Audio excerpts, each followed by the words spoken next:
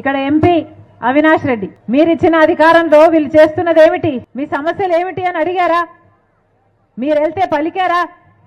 అందుకే ఒక్కసారి ఆలోచన చేయండి. ఉదయం 4 నుంచి ఉంటారు ఆయన అవైలబుల్ గా. ప్రజలతో మమేకమైన నాయకుడు అవినాష్ రెడ్డి. చూడండి, ఇదిగోండి, చూడండి చూడండి బాబు, ఆయన ఎట్లుంటారో చూడండి. రాష్ట్రంలోనే ఎంపీ లేడు.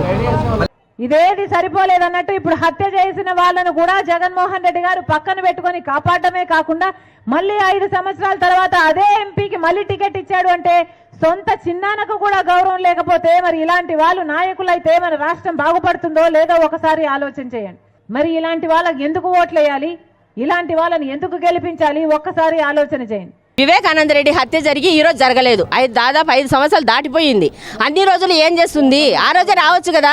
ఆ రోజు ఇట్లనే అవినాష్ రెడ్డి చంపినాడు, ఇది అది చంపించినాడని ఆ రోజే రావచ్చు కదా. ప్రజలు నీకు నిజం తెలిసింటే ఆ రోజే వచ్చిండే దానివి. ఈ రోజు నీ ఓట్ల కోసము, నీ లాభం కోసం చంద్రబాబు నాయుడు చేతిలో కీలుబొమ్మగా మారి, రాధాకృష్ణ చేతిలో ఇంకా ఇదే అయిపోయింది. ఆమె కీలుబొమ్మగా మారి వాళ్ళకి సపోర్ట్ చేస్తుంది.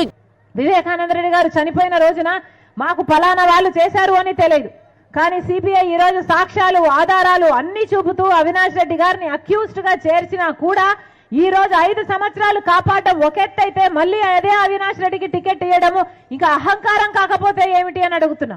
జగనన్న మనస్ఫూర్తిగా అవినాష్ రెడ్డి చెయ్యలేదని మా జిల్లా కాన్స్టెన్సీలో ప్రతి ఒక్కరికి తెలుసు. మా కాన్స్టెన్సీ అని కాదు, ఎవరంటే కింద మొత్తం ఆంధ్ర రాష్ట్రం తెలుసు అవినాష్ రెడ్డి ఎటువంటి వాడు అనేది.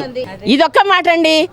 ఈ తర్వాత ఎలక్షన్లు అయిపోయిన తర్వాత ఇదే TV5 ABN ఛానల్లో కూర్చొని వాళ్ళని మాట్లాడమనండి, ఆ రోజు మేము మాట్లాడతాం. హంత కూడా అనకూడదు, అక్యూజ్ ఓన్లీ, అంతే. ఆయన అప్పుడే నువ్వు హంత కూడా తీర్పిస్తే ఏమవుతుంది? ఆమె జడ్జా?